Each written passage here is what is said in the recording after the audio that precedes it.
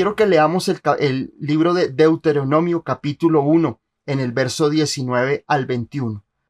Salidos de Horeb, anduvimos todo aquel grande y terrible desierto que habéis visto, por el camino del monte del Amorreo, como Jehová nuestro Dios nos lo mandó. Y llegamos hasta Cades Barnea. Entonces os dije, habéis llegado al monte del Amorreo, el cual Jehová nuestro Dios nos da.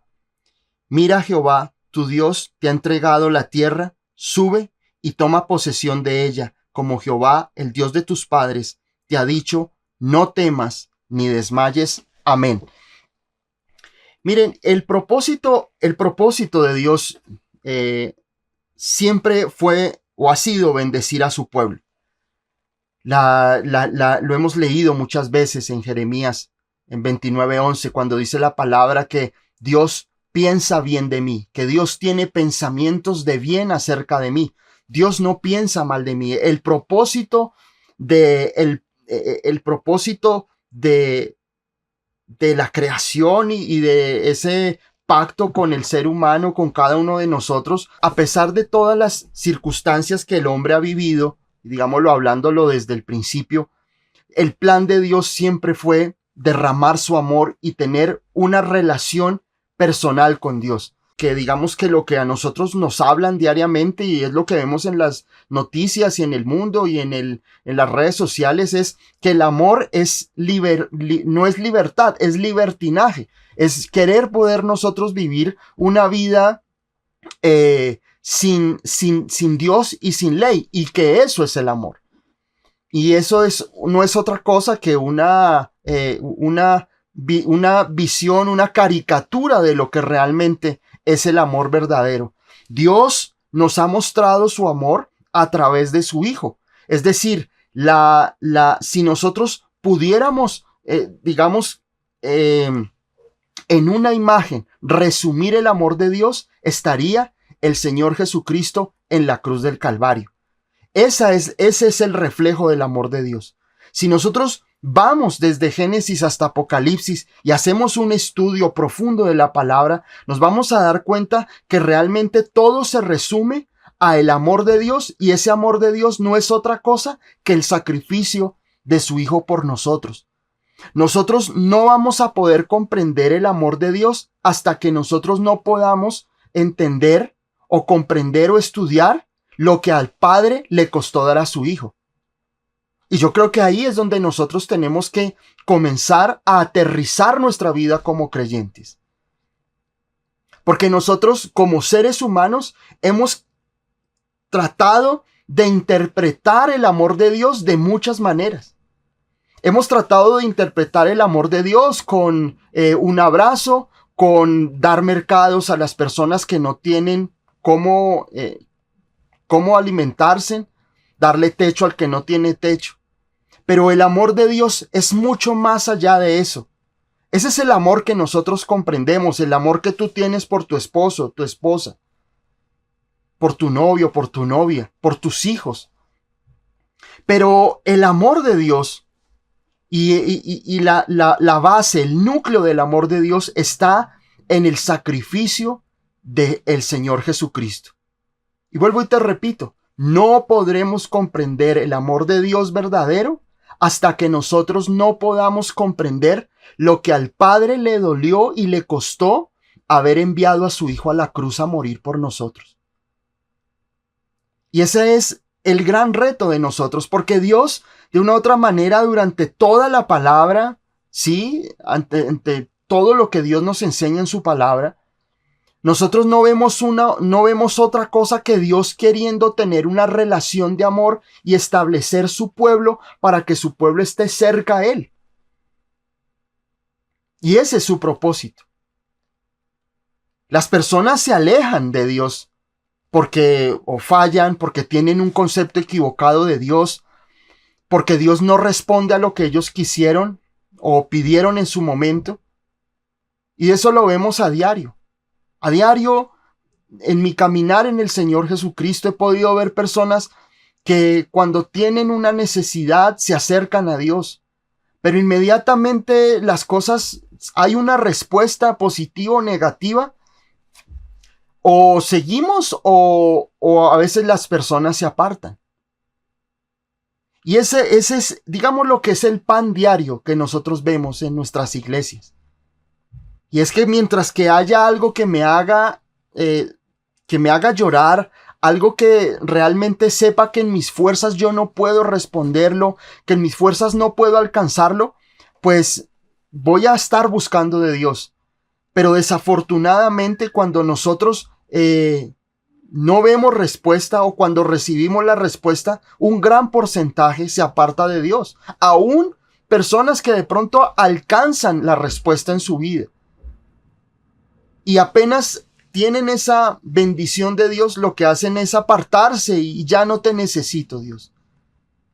Y eso es lo mismo que nosotros vemos a través de la palabra de Dios. Y digamos en esta serie acerca de la fe que nosotros terminamos hoy, es importante que nosotros podamos meditar en la palabra y meditar porque el pueblo de Israel vivió exactamente lo mismo que nosotros vivimos en este tiempo.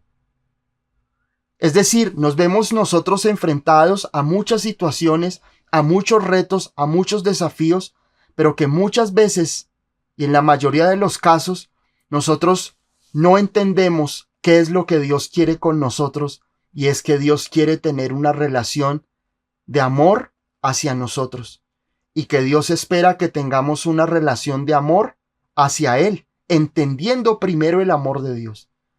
Y cuando nosotros vemos aquí en Deuteronomio capítulo 1, en el verso 19 al 21, Deuteronomio es un libro que escribe Moisés y es como un libro en el cual él narra muchas de las situaciones que él vive allí digamos que en ese peregrinar en el desierto. Es un resumen, es una historia de todo lo que él vivió. Es como si fuera como unas crónicas de las situaciones que él vivió y que nosotros vemos en el libro de Éxodo, en el libro de Números. Y él escribe, ¿cierto? Él escribe todas estas palabras con ese propósito. Y él comienza el libro de Deuteronomio hablando de una situación que realmente determinó muchas cosas. Determinó muchas cosas en Israel. Recordemos que apenas Moisés sale con el pueblo de Israel, cuando nosotros hablábamos acerca de esa salida del pueblo de Israel, cuando el Señor manda a su pueblo a que maten el cordero por casas y la sangre la untaran en los dinteles de las puertas, y pasaba la última plaga, que era el ángel de la muerte, y mató a todos los primogénitos de Egipto y a los ganados y a los primogénitos de los ganados. Y ahí fue cuando Faraón le dijo ya que el pueblo de Israel podía salir, y es cuando el pueblo de Dios sale del pueblo de Egipto, de la tierra de Gosén específicamente, sale. Dice la palabra que las mujeres y todos los hombres y toda la gente les dio riquezas. Y eso lo recita también el Salmo 105, donde dice que ninguno de ellos sale enfermo. Todos salen vigorosos, salen bien y salen a ese peregrinar por el desierto. Y luego es que ocurre lo que ocurre en el mar, cuando el mar se abre y el pueblo de Israel puede pasar en seco. Y todo el ejército de Faraón queda completamente destruido. Y el pueblo de Dios comienza esa travesía. Si nosotros vemos realmente cuánto duró la travesía, cuánto duraba la travesía de Egipto a la tierra prometida, esa tierra de Canaán que había sido prometida por Dios, era un promedio de 11 días. Hay algunos que dicen 3 días de camino. Hay otros que dicen 11 días. Hay otros que dicen que aproximadamente 20 días. Dejémoslo en 11 días. En promedio. De Egipto a la tierra prometida eran 11 días. Pero desafortunadamente el pueblo de Dios se demoró 40 años en el desierto.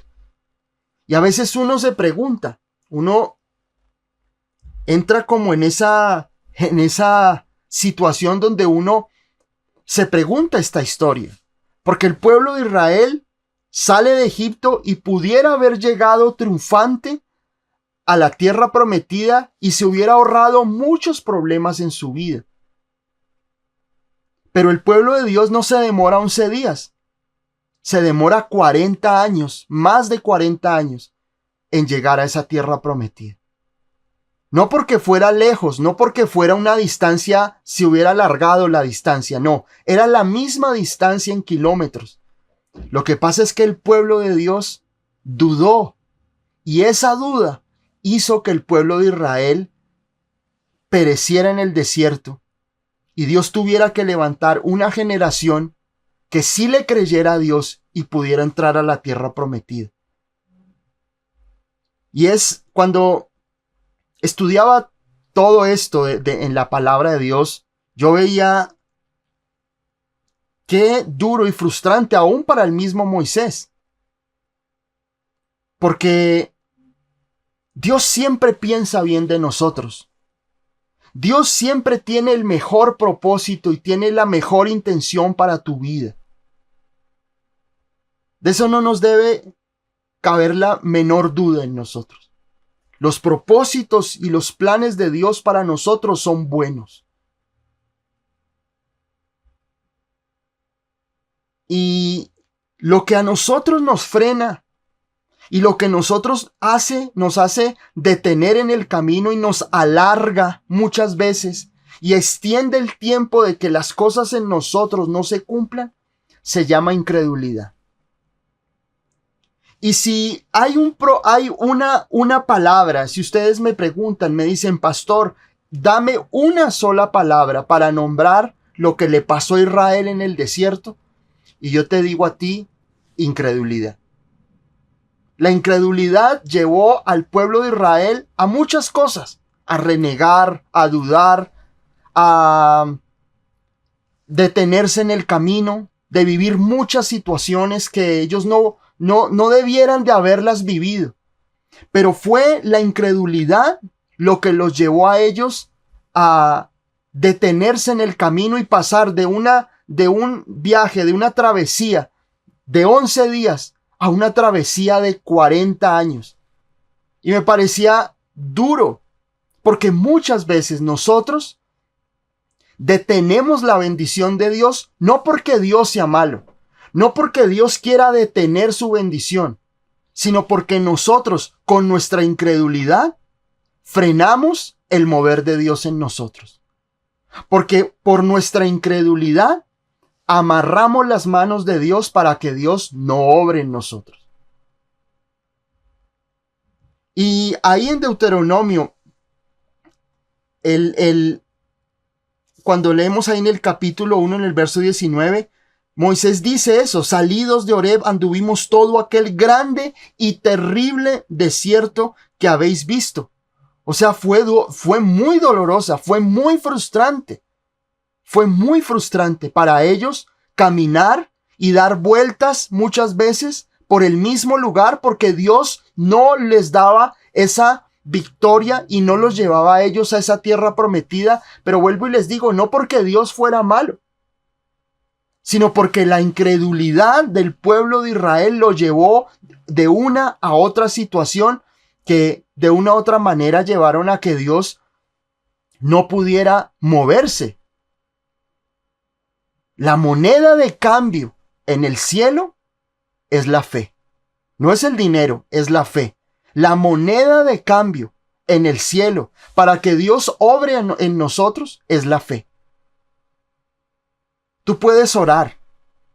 Tú puedes leer la Biblia todo lo que quieras. Tú puedes ir a tu iglesia. Pero si tú no le crees a Dios, no pasa absolutamente nada en tu vida. La fe es la moneda de cambio. Lo que realmente hace que Dios se mueva en nosotros es cuánto nosotros estamos dispuestos a creerle a Dios en cada situación que nosotros estamos. Y a pesar de que muchas veces hay cosas que no salen como quisiéramos, pero nuestra fe debe estar completamente firme en Dios y seguir adelante. Porque ese es el propósito de Dios. El propósito de Dios era llevar a su pueblo a la tierra prometida. Eso se lo profetizó, se lo prometió Dios a Abraham en Génesis capítulo 15. Y quiero que leamos Génesis capítulo 15. Porque allí Dios le establece esa promesa a Abraham. Y Dios le describe lo que debía ocurrir. Dice aquí, leamos en los primeros versos. Dice, después de estas cosas vino la palabra de Jehová a Abraham en visión, diciendo, no temas, Abraham, yo soy tu escudo y tu galardón será sobremanera grande. Y respondió Abraham, Señor Jehová, ¿qué me darás, siendo así que ando sin hijo, y el mayordomo de mi casa es ese Damaseno Eliezer? Dijo también Abraham, mira que no me has dado prole, y aquí que será mi heredero un esclavo nacido en mi casa. Luego vino a él palabra de Jehová y dijo, no te heredará sino un hijo tuyo será el que te heredará. Y lo llevó fuera y le dijo, mira ahora los cielos y cuenta las estrellas, si las puedes contar. Y le dijo, así será tu descendencia. Y creyó a Jehová y le fue contado por justicia. Dios le hace esa promesa. Dios le promete a Abraham, le promete su hijo, pero le promete una descendencia. Le promete una descendencia que a través de él lo que quería Dios era establecer su pueblo. Miremos el verso 13 al 21.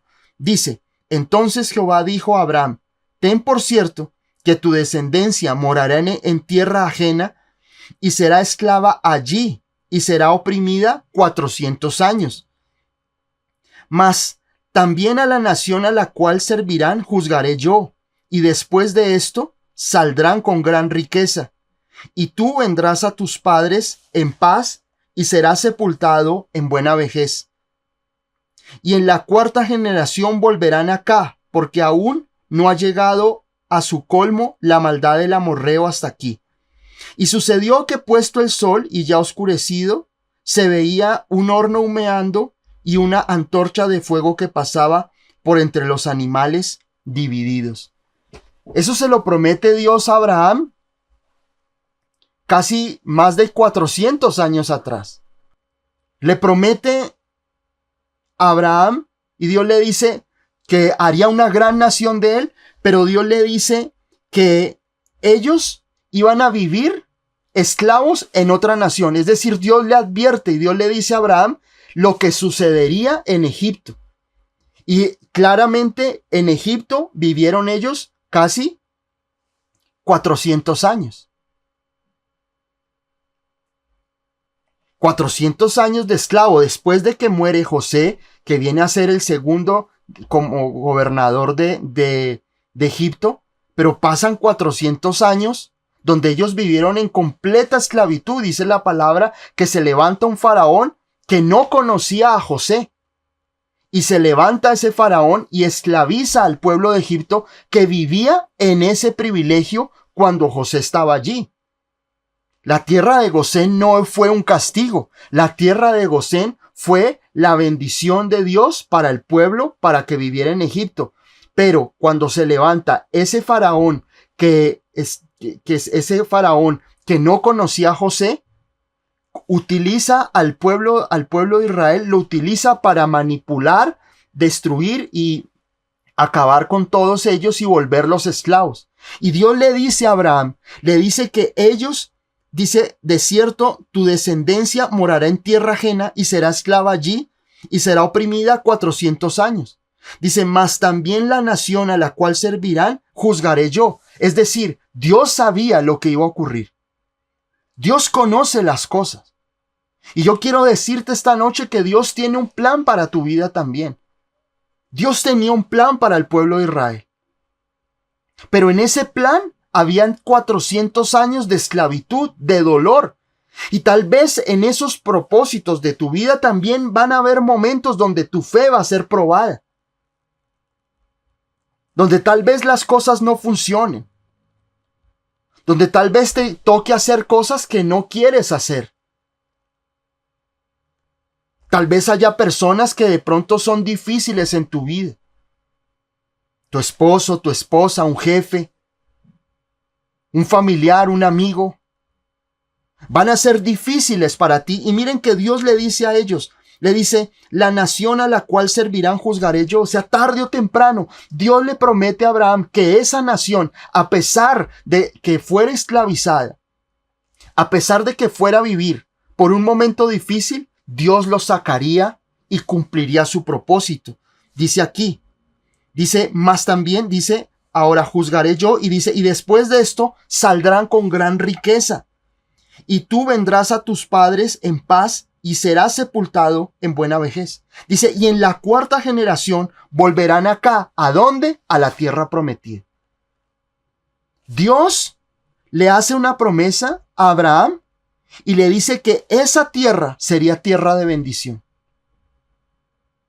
Pero tendrían que pasar aproximadamente desde la promesa de Abraham al cumplimiento más de 400 años. Ahora no digan, hoy, pastor, ¿qué ánimo nos está dando hoy? O sea que vamos a tener que esperar 400 años. No, no es así. No te afanes por eso. Dios cumplirá su propósito en tu vida. Lo que te quiero exponer en esta noche es que tengas la convicción de que Dios sabía todo lo que iba a ocurrir. A Dios nada le sorprende. Nada de lo que esté pasando en tu vida le va a sorprender. Porque Dios es el Dios de los tiempos. Para Dios, Dios no funciona bajo un calendario de 360 días. Dios es eterno. Nosotros estamos en una dimensión en la cual nosotros tenemos unos años de vida donde tenemos un calendario, pero Dios está fuera del tiempo. Dios es eterno. Y Dios, dice la palabra, es el mismo de ayer, de hoy y por siempre. Y Dios sabía lo que le iba a ocurrir al pueblo de Israel y se lo muestra a Abraham. Le muestra específicamente a Abraham lo que iba a ocurrir en el pueblo de Dios. Y le dice que después de la cuarta generación volverían a la tierra prometida, porque no había llegado a su colmo la maldad del amorreo. Y esa era la promesa que alentaba cada día al pueblo de Dios. Y era lo que Moisés conocía muy bien. Porque Moisés sabía que el Dios de Abraham, el Dios de Isaac, el Dios de Jacob, era ese Dios de la promesa y que era el Dios que los había sacado de Egipto y los llevaría a la tierra prometida. Con todo esto que te estoy diciendo, que Dios es cumplidor de promesas. Dios es fiel a sus promesas y eso te debe a ti alentar y llenar de gozo. La promesa de Dios en tu vida se hará realidad. ¿Habrán momentos difíciles y de desierto? Los van a ver. Pero Dios, a pesar de todo, estará contigo. Y eso es lo que yo quiero decirte esta noche. Nuestra fe está afianzada porque nosotros no solamente conocemos a Dios, sino porque sabemos que Dios cumplirá su propósito en nosotros. Y tal cual como Dios se lo prometió a Abraham, tal cual Dios lo hizo. Dios no miente. Dios es fiel. Y esa promesa que Dios le dio a Abraham, que volverían a la tierra, a esa tierra prometida, porque en ese momento, Abraham estaba solo. No había pueblo. No había nadie. Y miren cómo Dios comienza a profetizar y a darle una palabra a la vida de Abraham basado en la promesa. Le da una promesa, le describe la promesa, le describe lo que Dios iba a hacer en la promesa. Porque en ese momento, como dice la palabra en Isaías, en el capítulo 51, Dios dice, cuando Abraham y Sara eran uno solo, no había más. Abraham no tenía hijos. El pueblo de Israel no había llegado. Pero Dios le dice a Abraham que le daría una descendencia grande y que ese pueblo iba a ser esclavizado y que iba a vivir 40 años en esclavitud, pero después de esos 40 años estaría lleno de riqueza y volvería a esa tierra prometida. ¡Cuán grande es Dios! Abraham era Abraham y su esposa. No había descendencia, no había pueblo de Israel. Cuando el pueblo de Israel sale de Egipto, aproximadamente salen 3 millones de personas, descendientes de Abraham. Dios le promete, Dios a Abraham, miren la grandeza de Dios. Abraham le pide a Dios un hijo y Dios le muestra los cielos y le dice, mira las estrellas, así será tu descendencia. Cuando el pueblo de Israel vuelve a la tierra prometida, habían muchas personas, habían más de 3 millones de personas que entraron a conquistar esa nación. Dios cumple. O sea, es impactante y yo quiero de verdad retar tu vida en esto. Porque me parecía increíble. Abraham eran solo una pareja, pero cuando salen de Egipto eran más de 3 millones de personas. Porque Dios es bueno. Dios es poderoso y Dios es grande. Y Dios cumple lo que promete. Y hace realidad en nuestras vidas lo que Él habla. Tal vez Dios ha hablado a tu vida. Dios ha hablado a un área de tu vida, a tu familia, a tus finanzas, a tu salud.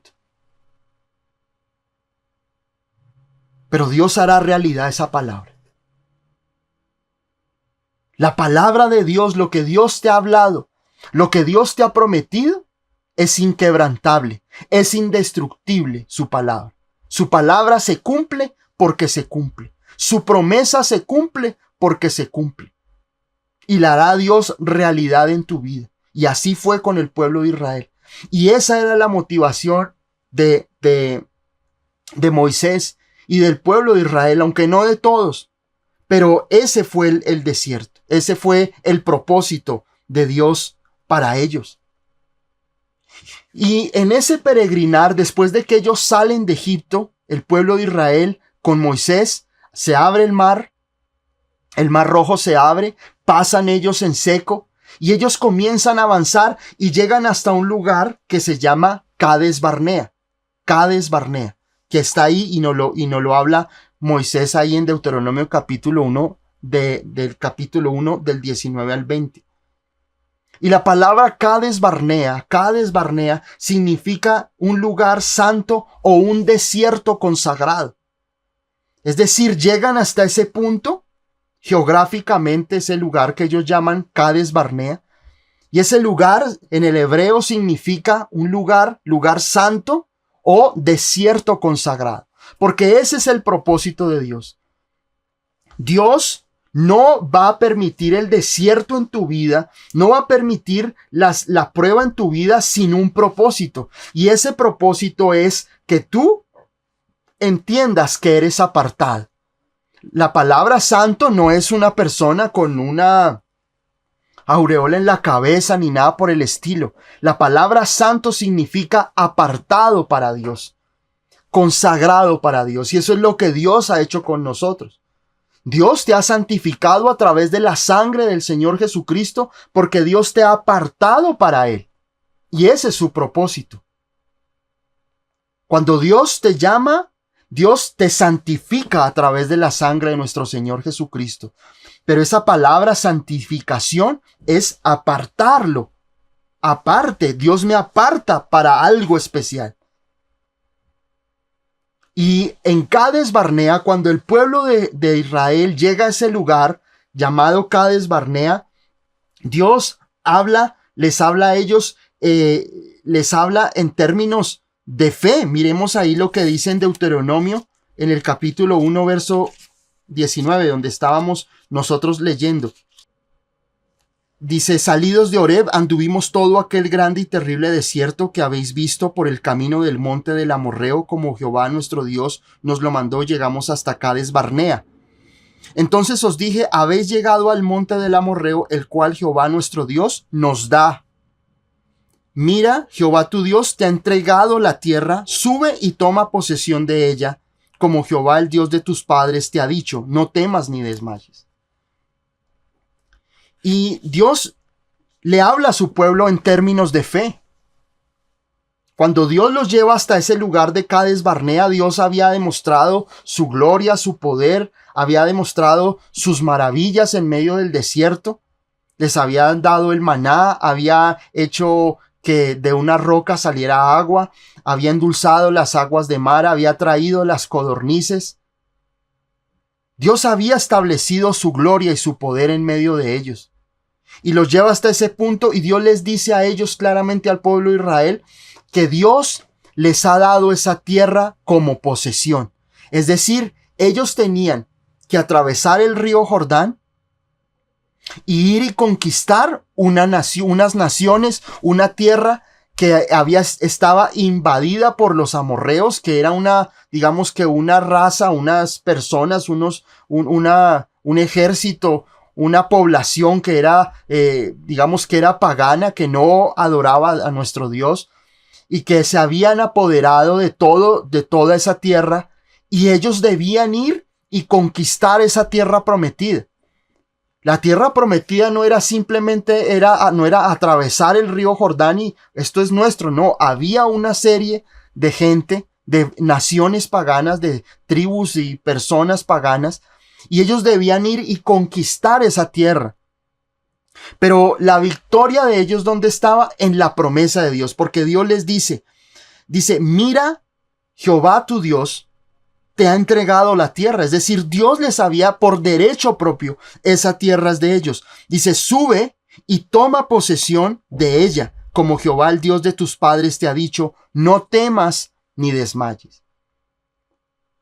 Y ese es el reto de nuestra fe. Dios ya a nosotros nos ha entregado algo que Cristo ha conquistado por nosotros.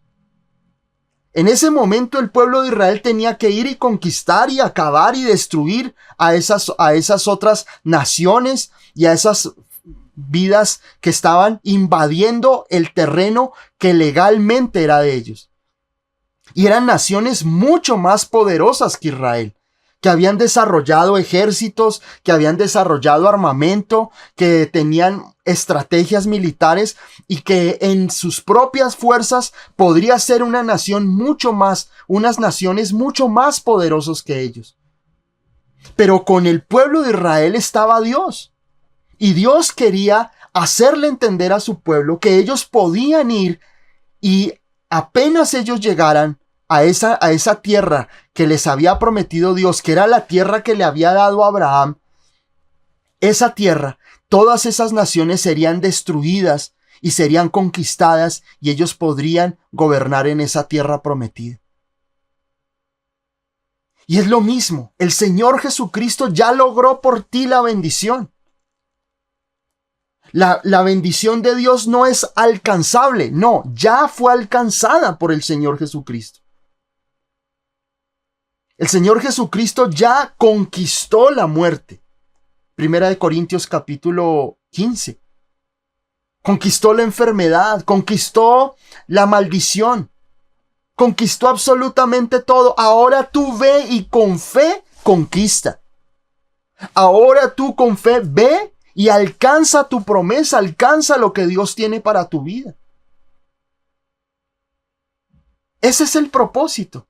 Miren cómo la palabra nos muestra que cuando el pueblo de Israel estaba en Egipto, Dios le dice que ya ha conquistado esa tierra y que esa tierra por derecho propio es del pueblo de Israel y ellos solamente debían ir y conquistar lo que era de ellos. Ahora en nuestro tiempo, el Señor Jesucristo murió en la cruz del Calvario, pero conquistó el imperio de la muerte, conquistó el pecado, conquistó la maldición, conquistó la ruina, conquistó la inmoralidad, conquistó absolutamente todo. Ahora es tu trabajo creerle al Señor a través de la fe y conquistar. Es exactamente lo mismo. Y lo que el pueblo de Israel tenía que hacer era simplemente creer que Dios estaba con ellos y que Dios les daría la victoria donde quiera que fuesen. Y miren, los lleva luego allí, a Cades Barnea, y los enfrenta a un desafío. Miremos Números capítulo 13. Números capítulo 13. En el verso 1 dice, y Jehová habló a Moisés diciendo, envía tú hombres que reconozcan la tierra de Canaán, la cual yo doy a los hijos de Israel, de cada tribu, de sus padres, enviaréis un varón, cada uno príncipe entre ellos.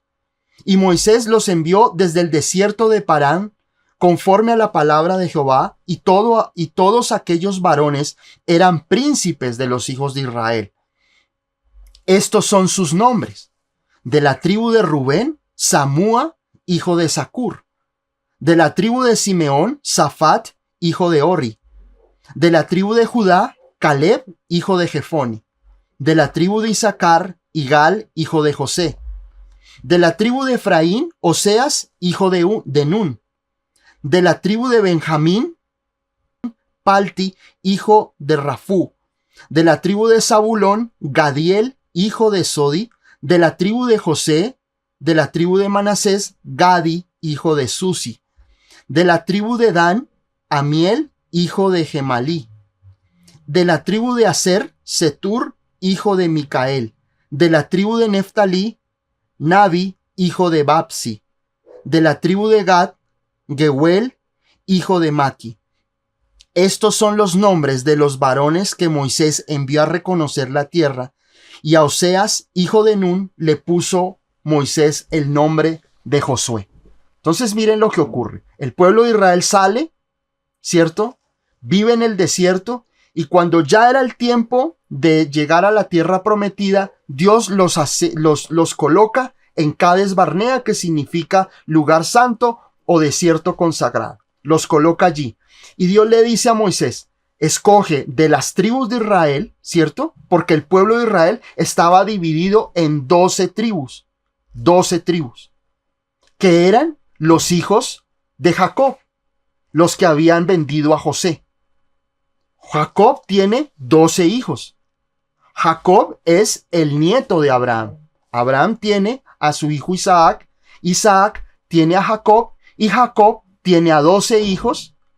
Y esos 12 hijos se convierten en las tribus de Israel. Es decir, en la división de los 12 lugares geográficos que componen el pueblo de Israel.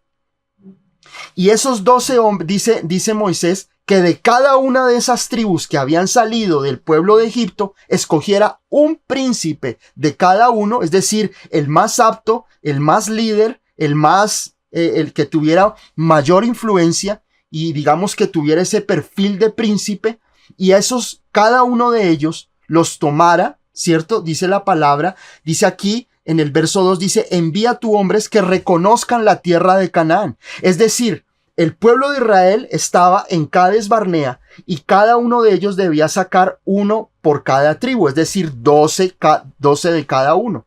Y ellos deberían de ser enviados a reconocer la tierra de Canaán, es decir, que tenían que atravesar el Jordán y ir y reconocer la tierra, o ir y reconocer la tierra prometida, para saber qué había, quiénes estaban habitando, quiénes eran los amorreos, cómo estaban armados ellos, cómo estaban establecidos y cuáles eran las ciudades. Y Dios le dice que hagan esa travesía durante 40 días. Y eso es lo que nos dice aquí los primeros 16 versos.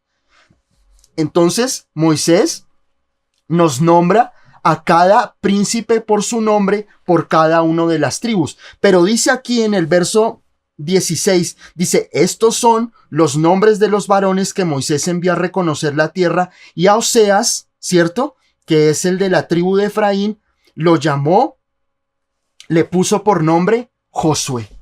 Josué viene a convertirse en uno de los líderes que nosotros vemos, quien lidera luego, más allá, y después al final les voy a comentar, les voy a explicar eso, lidera la conquista de la tierra prometida. Pero la palabra Oseas en el hebreo significa salvación, pero Moisés le cambia el nombre a Josué o Joshua, que significa Jehová o Yahvé es mi salvación.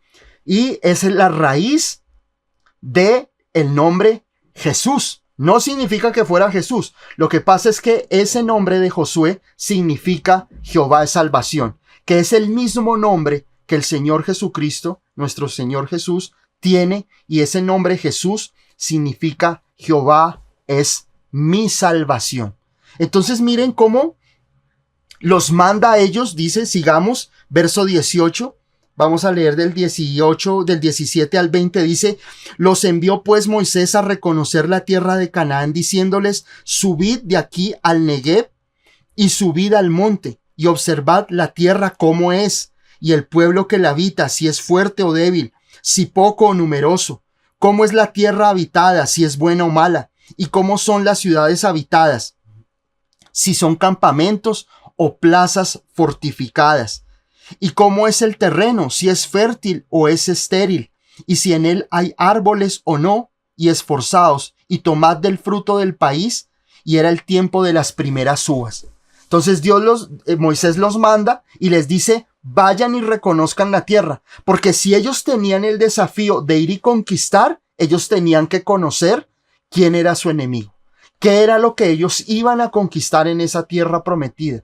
Ellos sabían claramente que Dios ya les había dado la victoria, pero que ellos tenían que ir en el nombre de nuestro Dios y conquistar eso. Entonces ellos tenían que ir a conquistar.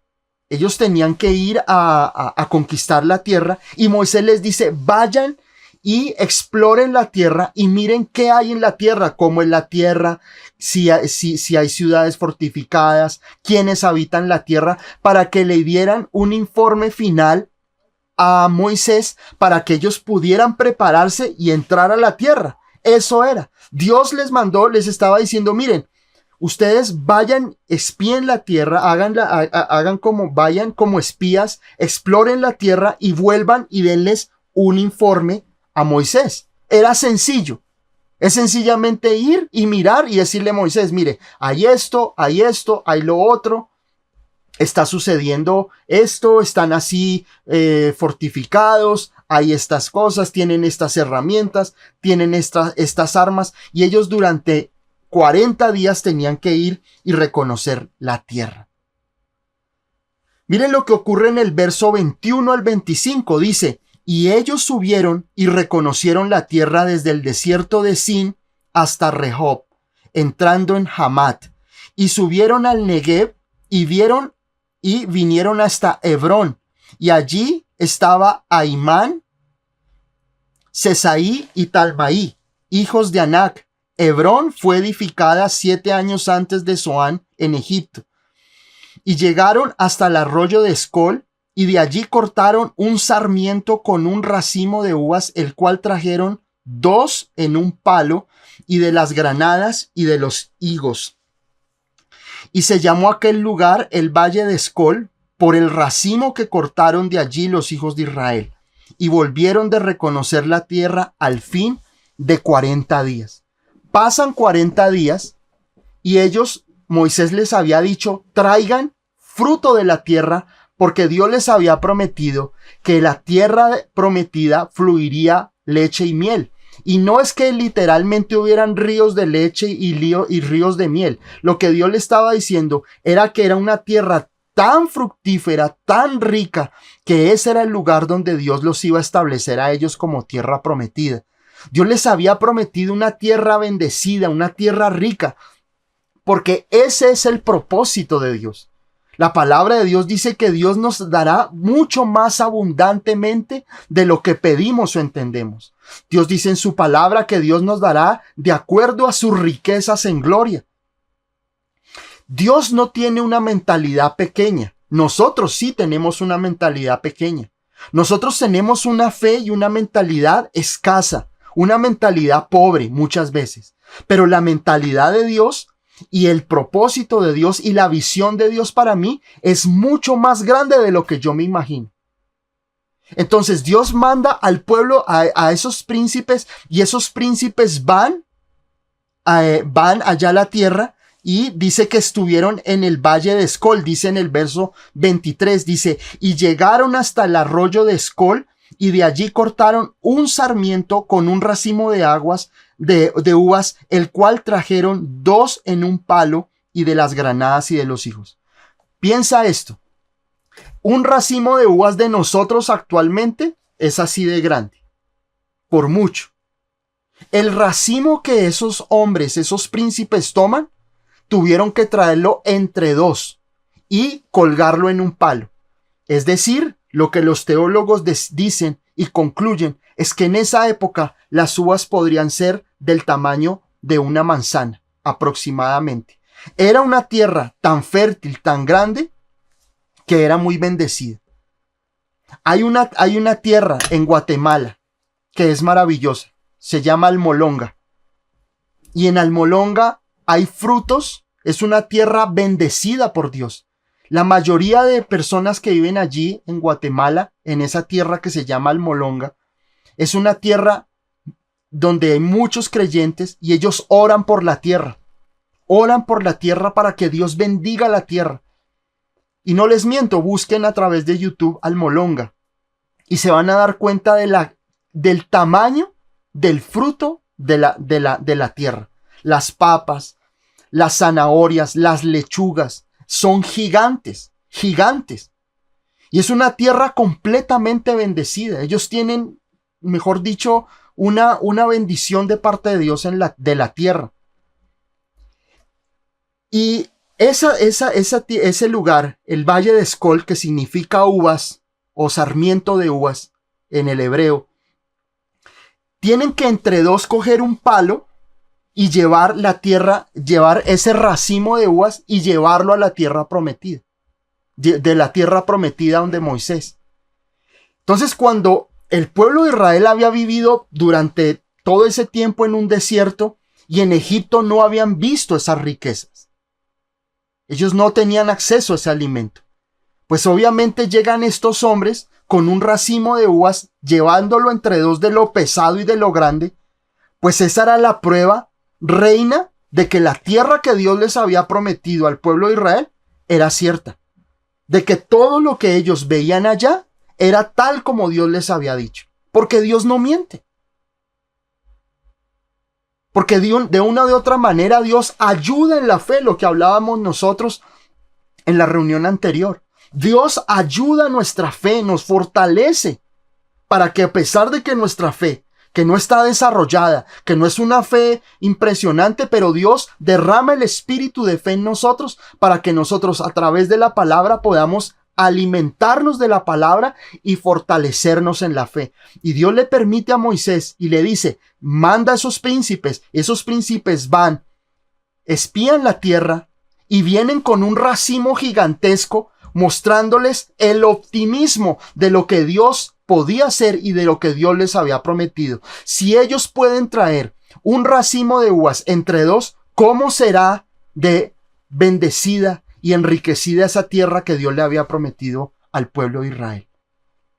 Y es sorprendente, porque Dios es fiel, porque Dios siempre va a superar nuestras expectativas. Yo creo que ninguno del pueblo de Israel, de los que estaban expectantes a que llegaran los príncipes de espiar la tierra, se imaginaron que iban a llegar con un racimo de uvas de ese tamaño. Gigantesco, gigantesco. Porque así es lo que Dios quiere hacer en nosotros. Esas uvas representan en la Biblia el gozo de nuestra salvación, el gozo de la victoria que nosotros tenemos en Dios. Cuando el Señor Jesús, el primer milagro que nuestro Señor Jesucristo hace es la transformación del agua a vino en las bodas de Canaán. Es el primer milagro que el Señor Jesucristo hace, convertir el agua en vino. Y dice la palabra que cuando el maestresala toma el vino, que el maestresala era la persona como el mayordomo que servía el vino, prueba el vino que el Señor Jesús convierte el agua en vino, lo prueba y dice que han reservado el mejor vino para el final, cuando era todo lo contrario.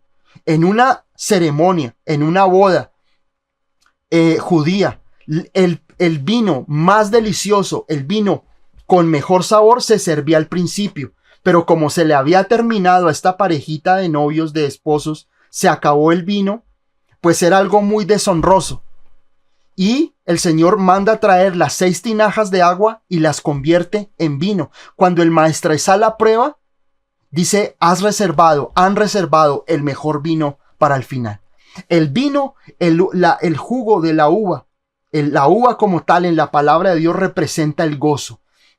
Y también el Señor Jesucristo, en la Santa Comunión, en la Santa Cena, dice la palabra, cuando está la copa, le dice, tomen, esto es mi sangre. Es decir, el Señor Jesucristo muestra que es a través de la sangre que Él derramó en la cruz del Calvario que nosotros encontramos la verdadera felicidad y el verdadero gozo en nuestras vidas a través de su muerte. Esas uvas que ellos sacan de allí en la tierra prometida es la representación del gozo que recibimos nosotros a través de la salvación de nuestro Señor Jesucristo. Porque a pesar de que Dios te quiere bendecir, de que esa tierra prometida para tu vida es bendición, es prosperidad, es abundancia, pero lo que ellos traen son uvas, que son el fruto de la vid. Jesús dijo, yo soy la vid, vosotros los pámpanos. Dios nos quiere que seamos nosotros uvas, que nosotros seamos personas llenas de gozo, llenas de la bendición de Dios, en prosperidad, en bendición, pero sobre todo en entender la salvación de nuestro Señor Jesucristo.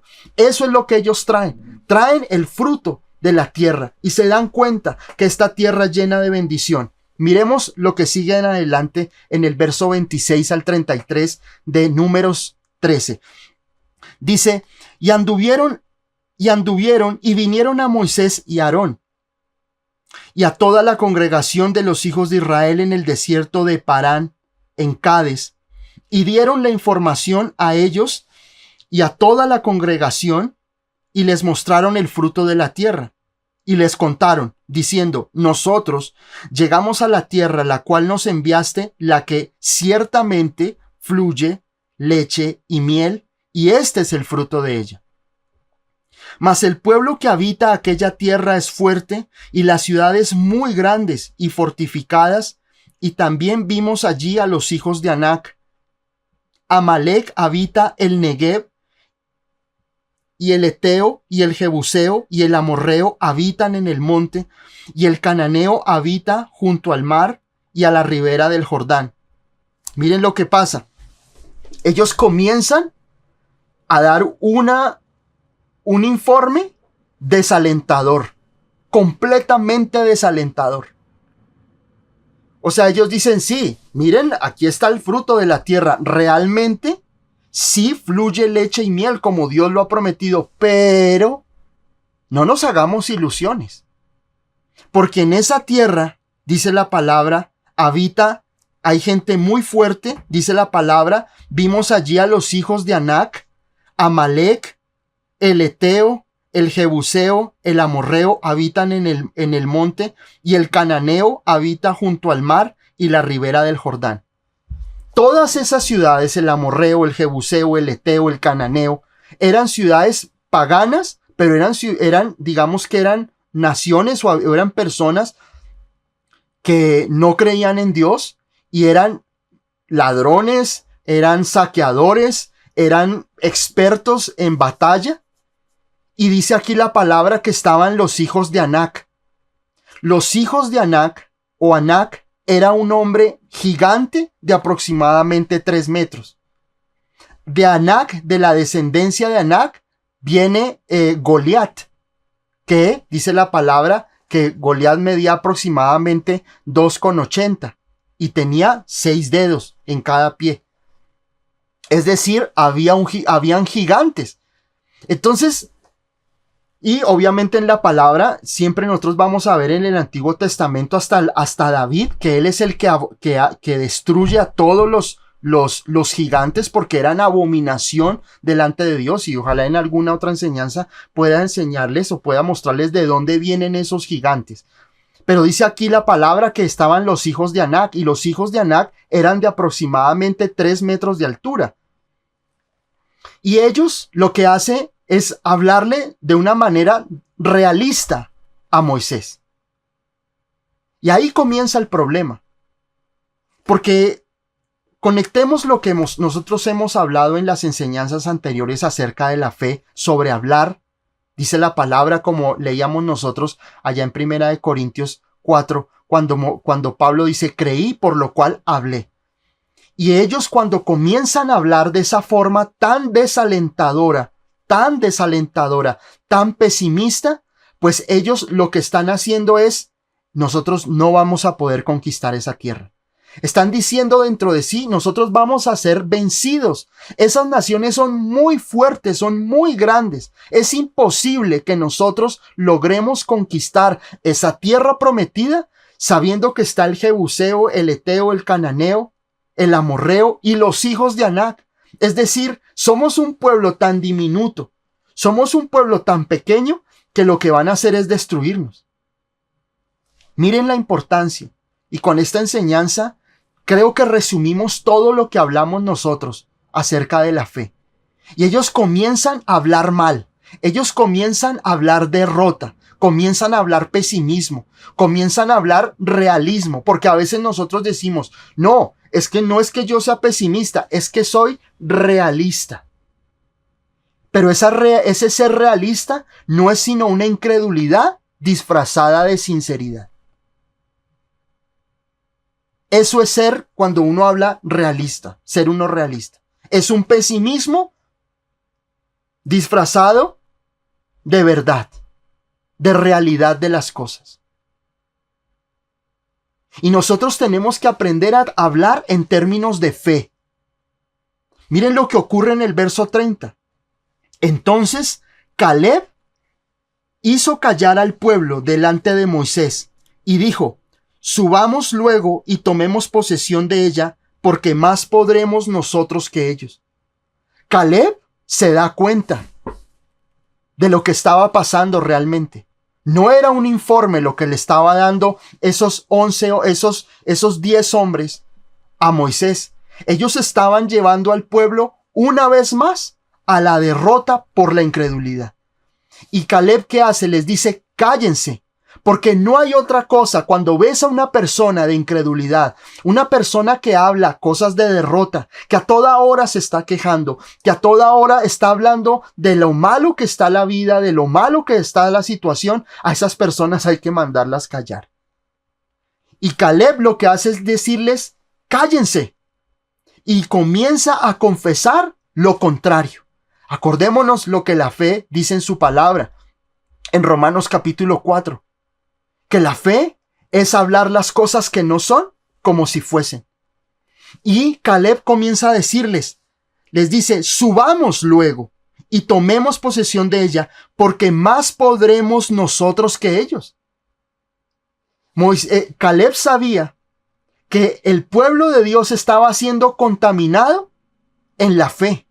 Y él inmediatamente, Caleb los calla y comienza a confesar que ellos podrían lograr vencerlos, que podrían lograr alcanzarlos y poder derrotarlos. Y la palabra hebrea, podremos, que ustedes ven aquí, es la palabra hebrea yakol, que significa tener el poder, tener la habilidad para poder lograr las cosas. Y no una habilidad en sí mismos, sino una habilidad puesta en Dios. Todo lo puedo en Cristo porque Él me fortalece. Y todas las situaciones difíciles que tú estés viviendo en tu vida, todas las luchas, todo lo puedes en Cristo. Y repite esa palabra, ese versículo, cuantas veces sea necesario. Cuando estés enfrentando una situación, un desafío, un momento difícil donde necesitas creer, así como el pueblo de Israel, en lugar de ver los gigantes, en vez de ver la situación tan pesada, confiesa: todo lo puedo en Cristo, porque Él me fortalece. Todo lo puedo en Cristo, porque Dios está conmigo, porque Dios va delante de mí, porque tú me amas, Señor, porque tú no me desamparas. Esa palabra Yakol es una palabra de fe, una palabra donde Él determinó y dijo: nosotros podremos, dice la palabra, podemos tomar posesión de esa tierra, podemos levantarnos con autoridad y conquistar. No dejes que las circunstancias te lleven a ti a confesar derrota. No te lleven a ti a confesar un falso real, un pesimismo, una incredulidad disfrazada de realista. Es que yo soy realista, es que yo prefiero hablar la verdad, es que yo prefiero hablar como las cosas como son. Quédate callado. Si eso que tú vas a hablar va a quitarle la fe a otra persona, si eso va a traer derrota a otras personas, guarda tu boca y confiesa lo contrario. Confiesa que Dios está contigo. Pueda que estés pasando por una situación difícil. Pueda que estemos pasando por una situación dura, oscura. Pero aprende a que tu boca siempre confiese la palabra de Dios. Siempre confiese vida. Siempre confiese bendición. Hay personas que me han preguntado, bueno, pastor, ¿y si hay una persona que de pronto está, digamos, está en sus últimos momentos, está, de pronto los médicos han dicho ya todo lo contrario? ¿Qué debemos hacer? Porque puede que yo recuerdo, si ustedes, algunos recuerdan, cuando un gran cantante cristiano, un gran salmista de Dios, tenía un cáncer muy agresivo, y yo recuerdo que en un coliseo hubo aproximadamente unos 10 o 15 salmistas, y comenzaron a profetizarle que tú vivirás, que tú no morirás, tú vivirás, tú vas a estar vivo, tú vas a estar. Y solo uno de ellos le dijo a ese salmista, le dijo, mira, ríndete a la voluntad de Dios. Si la voluntad de Dios es que tú partas, ya con tu ministerio, con lo que tú has hecho, has bendecido a muchas almas, y vendrán muchas almas a pesar de que de pronto tengas que partir. Y nosotros como cristianos a veces, digamos que no logramos nosotros encauzar la fe, y a veces nos volvemos imprudentes, ¿no? Y de pronto, como muchos en otros países o en otros lugares, entonces, como veía yo en algún momento en África, gente que la trataban de levantar, o personas que según ellos Dios les habló y tuvieron el ataúd en la iglesia 1 o 2 semanas y esperando que la persona resucitara. Hay que ser muy delicados con eso de confesar nosotros o decretar. Dios no nos ha mandado a decretar. Dios nos ha mandado a confesar lo que dice en su palabra. Pero acordémonos que la palabra de Dios y la promesa de Dios siempre estará sujeta a su voluntad. En una situación de pronto donde una persona esté en una situación de pronto de muy delicada de salud, Dios puede hacer el milagro. Claro que sí, Dios lo puede hacer.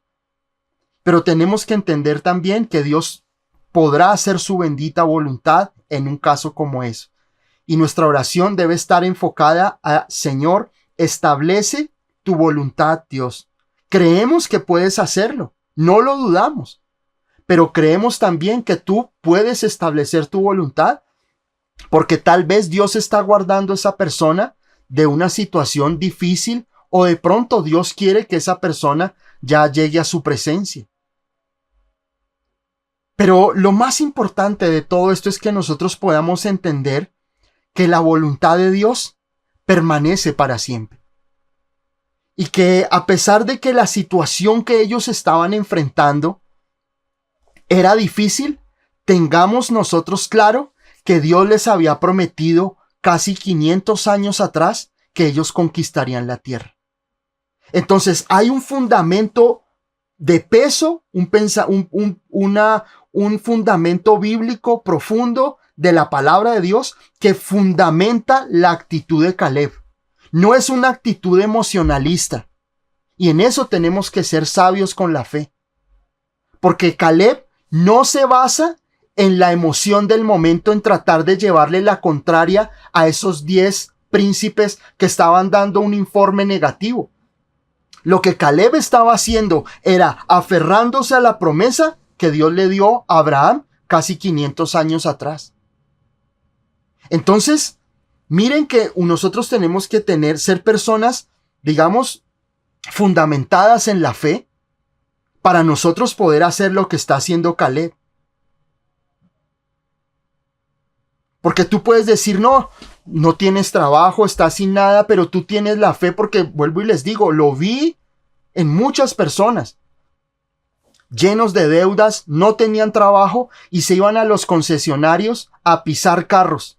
Porque como Dios le dijo a Josué, todo lo que pisare la planta de tu pie será tuyo, yo vi a más de un cristiano pisando carros en los concesionarios y Señor, este carro va a ser mío y este carro va a ser mío, y se iban a las constructoras a pisar apartamentos. O sea, eso no es fe, hermanos. Eso no es fe. Fe es que tú tengas, Señor, dame un buen trabajo, dame estabilidad económica, ábreme puertas, Señor, que yo pueda prosperar, que yo pueda crecer. Vi personas, y lo digo con el temor del Señor, personas que pedían préstamos para ir y llevar diezmos a las iglesias. Dios no quiere eso. O sea, ¿de dónde salimos nosotros con eso? Eso no es fe. Recuerdo personas que pidieron, hablemoslo en términos de dólares, 200, 300, 400 dólares prestados para ir llevarlos a la iglesia y hacer un pacto para que me fuera bien económicamente. Eso no tiene ningún fundamento bíblico, hermanos. No tiene ningún fundamento bíblico. Personas que oran para que de un momento de la noche a la mañana le aparezca dinero en las cuentas bancarias. Eso no es fe. Eso no es fe, hermanos. Sabemos que Dios es nuestro proveedor, pero Dios nos dará las herramientas para conquistar las finanzas y ser bendecidos. Y en muchas otras áreas, si tú estás comiendo comida chatarra todos los días, todo momento, y estás mal de la tensión arterial, tienes diabetes, tienes enfermedades renales, todo problemas, o fumas y estás fumando y le pides a Dios que te sane los pulmones, primero deja de fumar. Si quieres sanar tu cuerpo, deja de comer tanta chatarra, hermano. Porque nosotros no hemos entendido la fe. Y creemos que somos por ser creyentes, por ser cristianos, somos invencibles. Somos invencibles en Cristo Jesús, pero tenemos que tener una vida coherente también, una vida sana, una vida coherente y conectada con la palabra de Dios, y no una vida como si absolutamente todo nosotros estuviéramos en una burbuja aparte del mundo. Y eso no es así. Caleb confiesa y los manda a callar porque sabía que estaban hablando en contra de la promesa de Dios. Y los manda a callar, pero miren lo que sucede luego. Miremos el verso 26, el verso 31 en adelante. Dice: mas los varones que subieron con él dijeron: no podremos subir contra aquel pueblo, porque es más fuerte que nosotros. Y hablaron mal entre los hijos de Israel de la tierra que habían reconocido, diciendo: la tierra por donde pasamos para reconocerla es tierra que traga a sus moradores.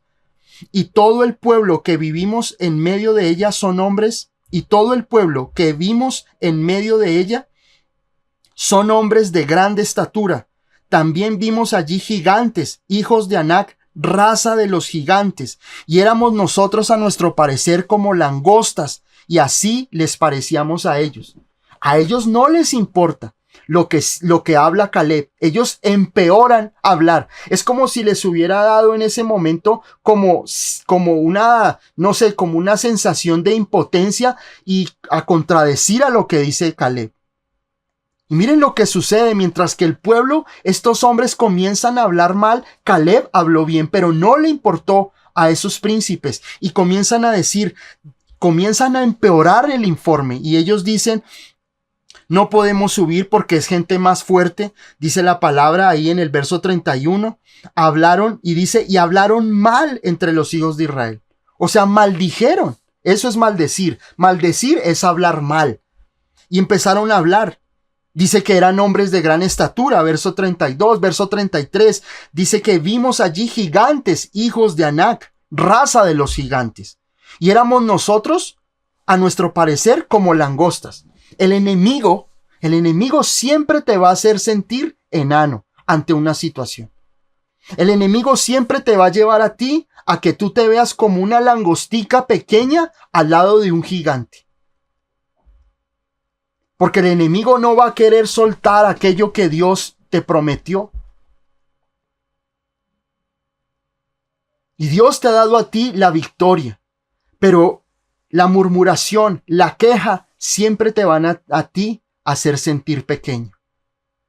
A veces las personas creen que quejándose, que contándole sus desgracias, sus situaciones difíciles a los demás, van a generar una autocompasión o van a generar que las otras personas se vuelquen a bendecirme.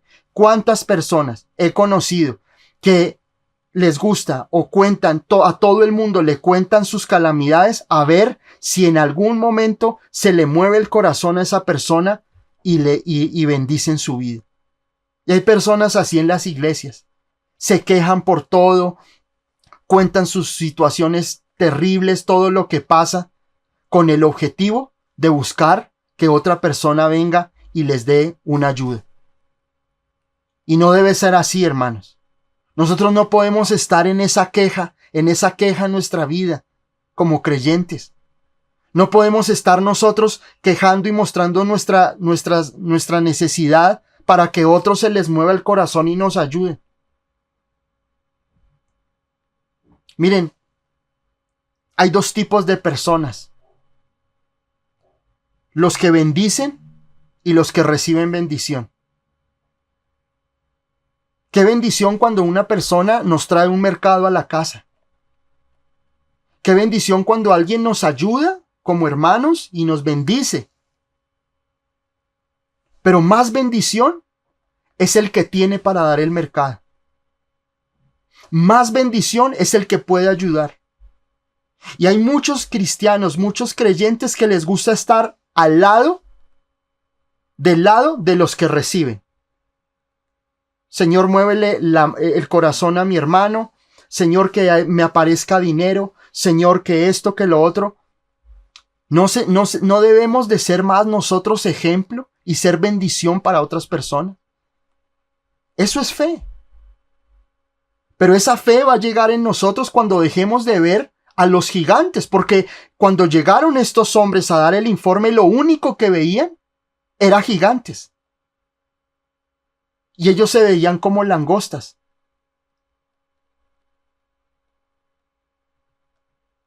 Y este tema que hoy con esto concluye esta serie sobre desarrollar la fe, se basa en eso.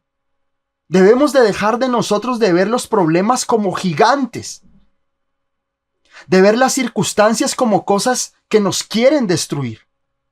Seamos más como Josué, como Caleb, que tienen fe y ven las cosas desde otro punto de vista. Miremos el capítulo 14, verso 1 al 4, miremoslo. Dice: entonces toda la congregación gritó y dio voces, y el pueblo lloró aquella noche.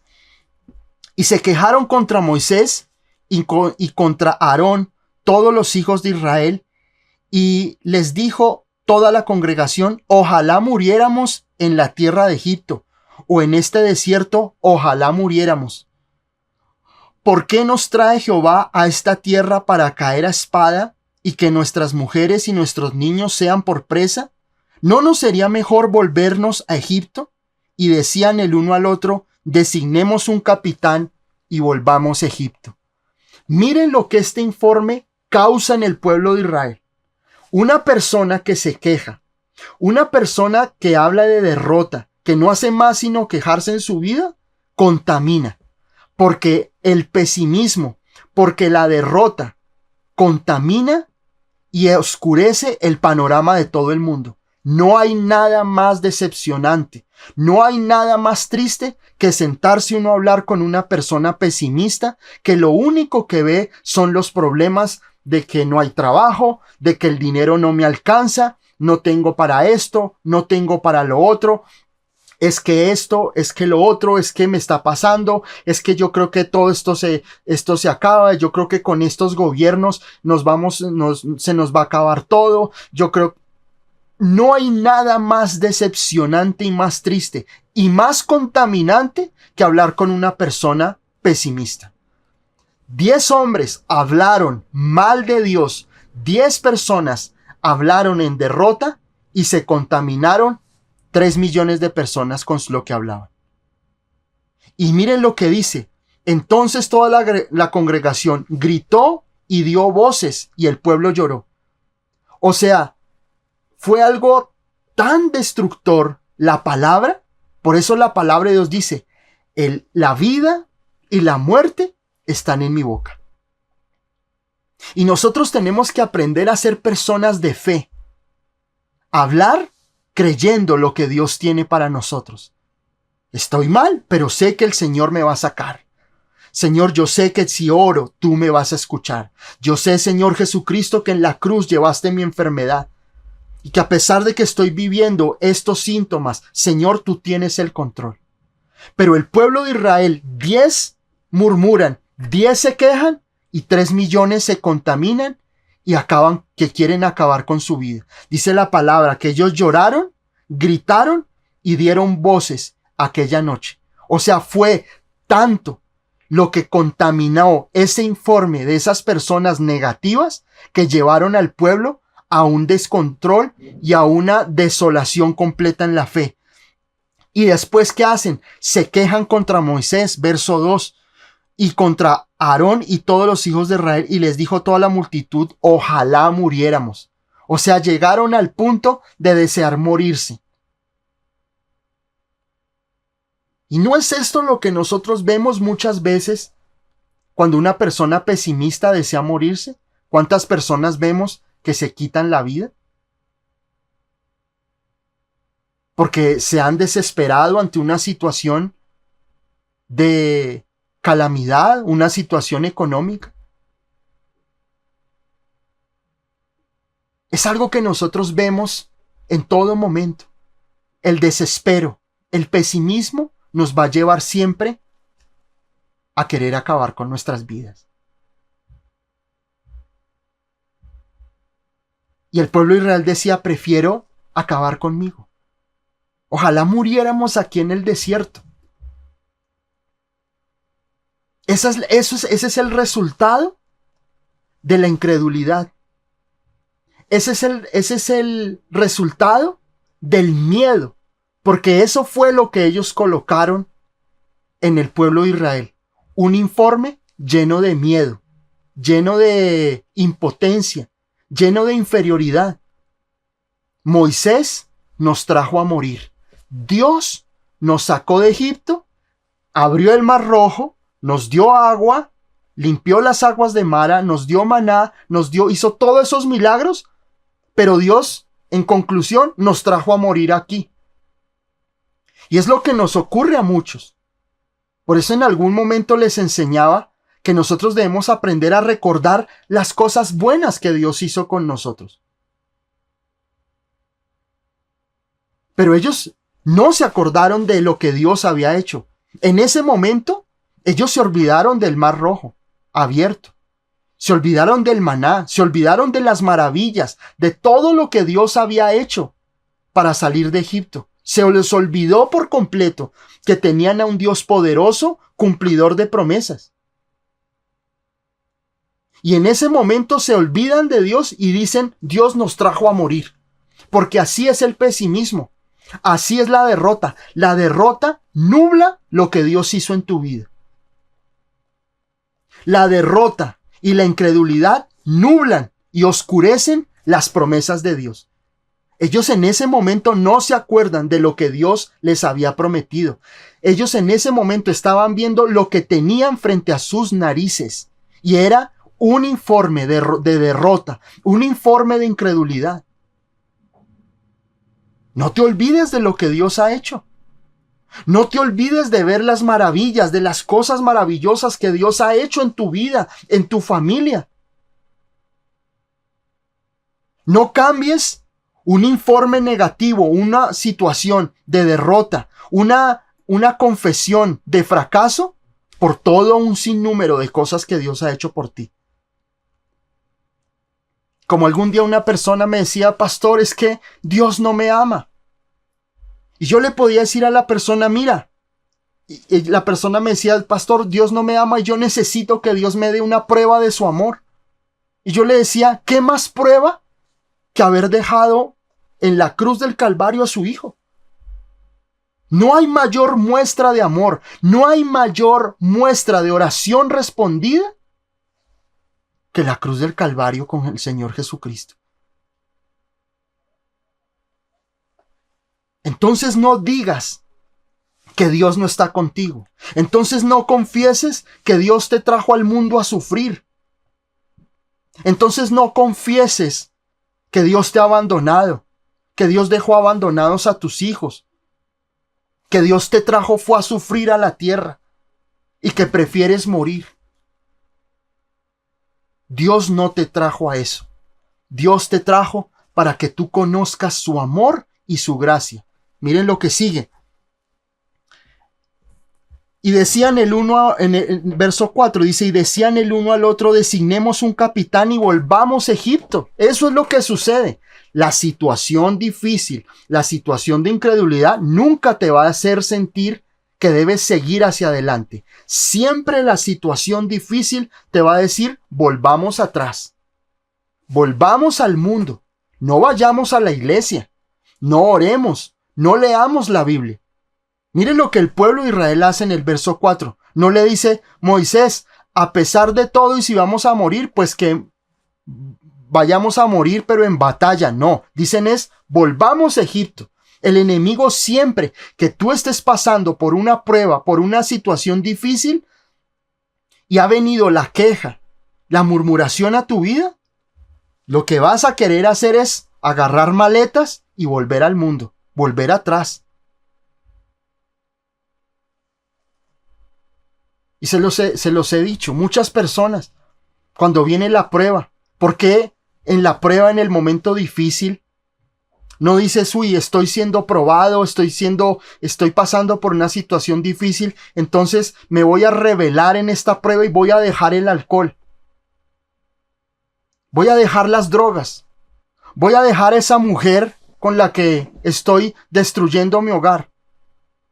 No, es lo contrario. Señor, ¿me estás probando? Entonces ya no leo la Biblia. Ya no voy a la iglesia. Ya no sigo buscándote, Señor. El pueblo de Israel hizo lo mismo. Yo no he visto la primera persona que esté en medio de la prueba y en desesperación deje los vicios. No, lo primero que la persona hace es dejar la iglesia. Dejar la palabra, dejar al Señor, darle la espalda al Señor.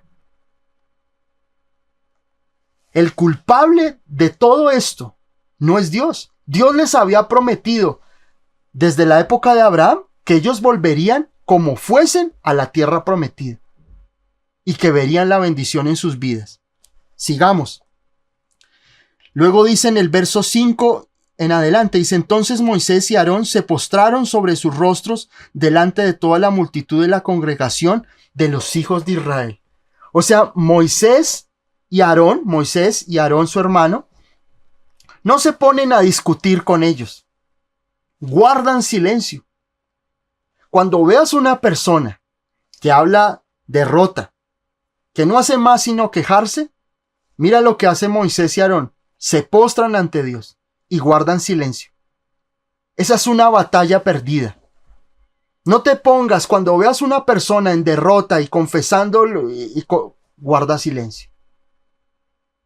Si tú te pones a contradecirlo, si tú te pones a refutar lo que están diciendo, pues nada que hacer. Moisés y Aarón se postran porque sabían lo que venía más adelante. Y es lo que les voy a explicar. Ellos siguen en su queja, en su derrota, y ellos guardan silencio y se postran. Y luego miren el verso 6 en adelante. Dice, y Josué, hijo de Nun, y Caleb, hijo de Jefone, que eran de los que habían reconocido la tierra, rompieron sus vestidos. Y hablaron a toda la congregación de los hijos de Israel, diciendo, la tierra por donde pasamos para reconocerla es tierra en gran manera buena. Si Jehová se agradare de nosotros, Él nos llevará a esta tierra y nos la entregará, tierra que fluye leche y miel. Por tanto, no seáis rebeldes contra Jehová, ni temáis al pueblo de esta tierra, porque nosotros los comeremos como pan. Su amparo se ha apartado de ellos, y con nosotros está Jehová, no los temáis. Entonces toda la multitud habló de apedrearlos, pero la gloria de Jehová se mostró en el tabernáculo de reunión a todos los hijos de Israel. Increíble. Josué y Caleb, que eran de los 12 espías, príncipes, se levantan y apenas escuchan toda esta murmuración y esa queja, rasgan sus vestidos en señal de descontento y en señal de duelo, y ellos comienzan a hablar que todo lo que estaban diciendo esos informantes era mentira, porque ellos ven todo lo que ellos vieron en la tierra prometida desde la perspectiva de Dios y no la de ellos. Por eso dice la palabra, lo que para los hombres es imposible, para Dios es posible. Tal vez lo que esos hombres estaban diciendo era la realidad, pero Dios no estaba esperando un informe de lo que Dios ya sabía. Dios lo que estaba esperando era una actitud de fe en los momentos difíciles. Y de esos 12, solo Josué y Caleb confiesan lo contrario. Y dice, ellos hablaron a la congregación diciendo, si Jehová se agrada de nosotros, Él nos llevará a esta tierra y nos la entregará, tierra que fluye leche y miel. Y les dice, por tanto, no sean rebeldes contra Jehová ni temáis al pueblo de esta tierra, porque nosotros los comeremos como pan. Miren lo que ellos habían dicho, los espías anteriores. Ellos dicen que los gigantes estaban allí y que ellos eran langostas. Josué y Caleb dicen lo contrario. Dicen que nosotros los comeremos como pan. Serían un bocadito en las manos de Dios. Todas las circunstancias que tú estás viviendo en tu vida, tienes dos opciones. O sigues viendo tu vida como la vieron estos 10 espías, o la vas a ver de ahora en adelante como Josué y Caleb. Que nada te va a quedar grande porque Dios está contigo. Y ellos confesaron y hablaron que Dios estaba con ellos. Dice aquí la palabra. Dice, nosotros los comeremos como pan, su amparo se ha apartado de ellos. O sea, lo que los tenía protegidos a esas naciones se ha apartado de ellos. Y con nosotros está Jehová, no los temáis. Confesaron lo contrario. Confesaron fe. Caminaron y actuaron en fe. Ellos no llegaron a contar las desgracias y de lo que estaba pasando. Ellos comenzaron a confesar que Dios los iba a dar. Ellos llegaron entusiasmados. Ellos llegaron llenos de fe, y no hay nada como una persona llena de fe, una persona que confiese vida, que hable optimismo, que tenga ese gozo del Señor, y no un optimismo humanista, no un optimismo de confesiones positivas o de palabrería, sino confesar que Dios está con ellos, y confesaron la palabra de Dios. Y termino con esto, que es lo más triste de todo. Verso 26. Dice, y Jehová habló a Moisés y a Aarón diciendo, ¿hasta cuándo oiré esta depravada multitud que murmura contra mí las querellas de los hijos de Israel que de mí se quejan? Diles, vivo yo, dice Jehová, que según habéis hablado a mis oídos, así haré yo con vosotros. En este desierto caerán vuestros cuerpos, todo el número de los que fueron contados de entre vosotros de 20 años arriba, los cuales han murmurado contra mí.